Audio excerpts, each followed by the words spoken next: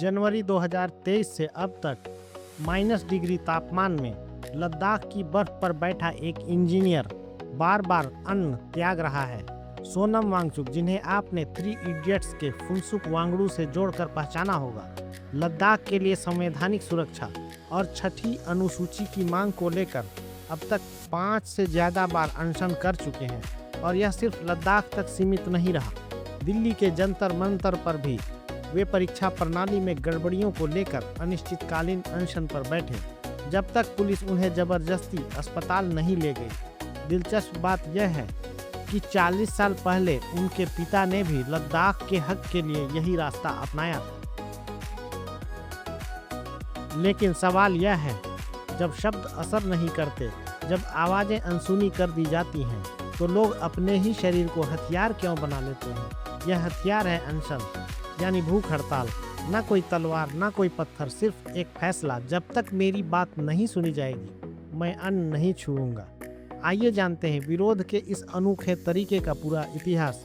वांगचुक तक कैसे पहुंचा यह रास्ता? अनशन कोई आधुनिक अवधारणा नहीं है। प्राचीन आयरलैंड में एक परंपरा थी जिसे ट्रेस्केड कहा जाता था।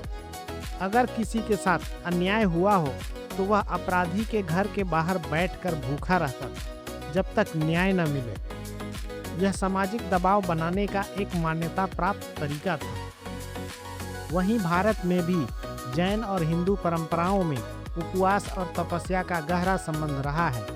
जैन धर्म में संलेखना जैसी प्रथाएं आत्म अनुशासन और आध्यात्मिक शुद्धि से जुड़ी थी। हालांकि इनका उद्देश्य राजनीतिक विरोध नहीं, आत्मिक साधना था।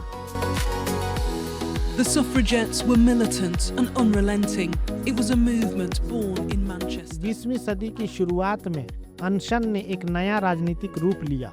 ब्रिटेन में महिलाओं के मताधिकार के लिए लड़ रही सफरजेट आंदोलनकारियों ने जेल में भूख हड़तालें शुरू की।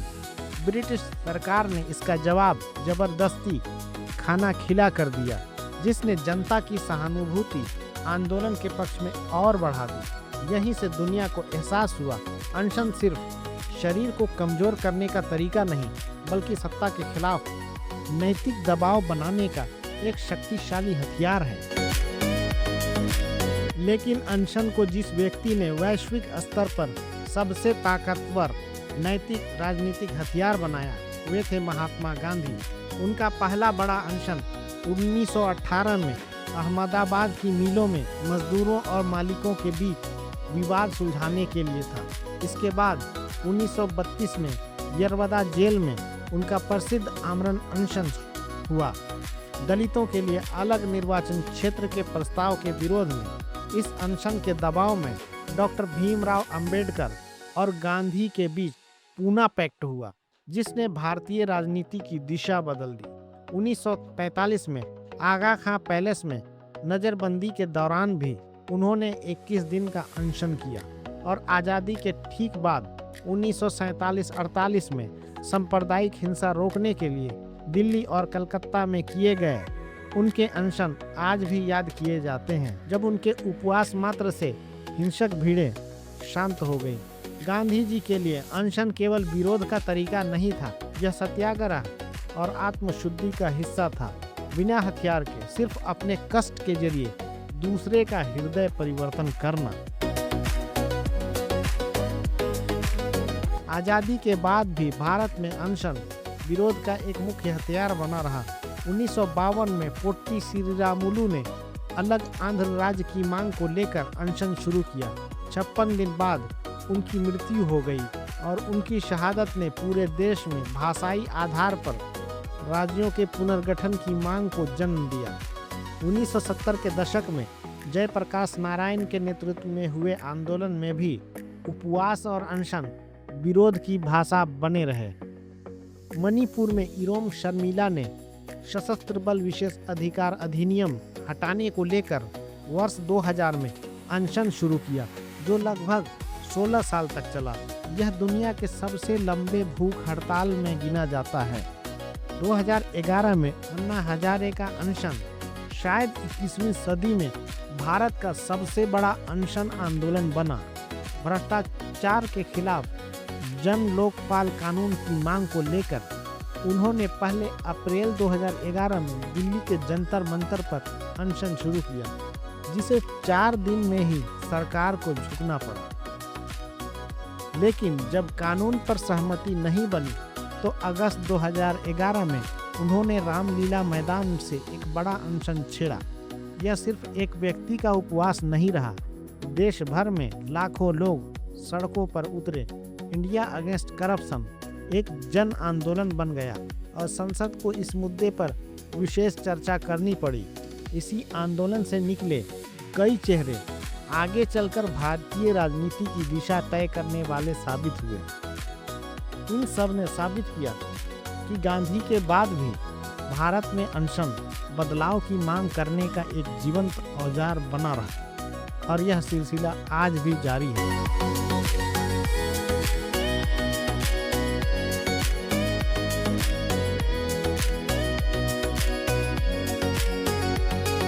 और अब वापस वहीं जहां से हमने शुरुआत की थी। सोनम वांगचुक लद्दाख को जम्मू कश्मीर से अलग कर केंद्र शासित प्रदेश बनाए जाने के बाद से वे लगातार लद्दाख के लिए संवैधानिक सुरक्षा, राज्य का दर्जा और पर्यावरण संरक्षण की मांग कर रहे हैं। जनवरी 2023 में उन्होंने सब जीरो तापमान में 5 दिन का उपवास किया।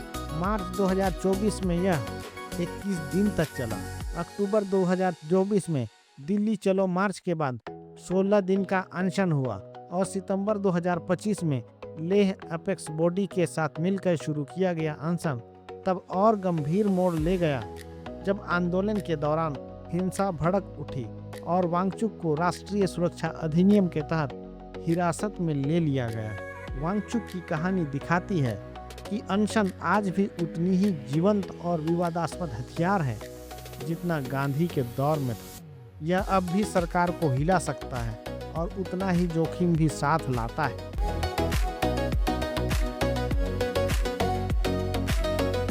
1981 में आयरलैंड में एक और अध्याय लिखा गया। मेज जेल में बॉबी सेंड्स और उनके साथियों ने राजनीतिक कैदी का दर्जा मांगते हुए भूख हड़ताल शुरू की। सेंड्स की 66 दिन बाद मृत्यु हो गई और उनकी मौत ने आयरिश गणतांत्रिक आंदोलन को नई ताकत दी, साथ ही दुनिया भर में अनशन की गंभीरता को फिर उजागर किया। सदियों से अनशन एक बात साबित करता आया है, कभी कभी सबसे बड़ी ताकत हिंसा में नहीं बल्कि आत्मत्याग में छिपी होती है। जब आवाजें दबा दी जाती हैं तो मौन उपवास भी सबसे तेज चीख बन सकता है। यह था अनशन के इतिहास का सफ़र, विरोध के एक अनोखे, दर्दनाक पर असरदार तरीके की कहानी।